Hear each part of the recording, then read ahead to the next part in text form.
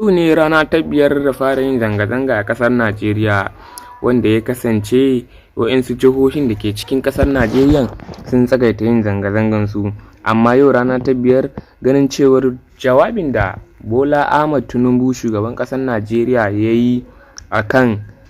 talakawa bai gamshe su ba, kuma ba abin da ya shafe su bane a yadda suka ce, shine suke yunkurin cewar dole su ci gaba da yin zanga-zanga har sai gwamnati ta dube su da idon basira. Abin da ɗan Najeriya yake gaya cewar gwamnati kwata-kwata bata ɗauke su da muhimmanci ba yayin da suke gudanar da zanga-zangan su a tunanin su cewar za a yi zanga-zanga har ya fi ɗaga musu hankali akan yin zanga-zangan da aka yi. Yawwa, shi kuma shugaban jawabin namu ya zo muku da cewa mutanen Najeriya za su ci gaba da ɗaga tutar ƙasar Russia domin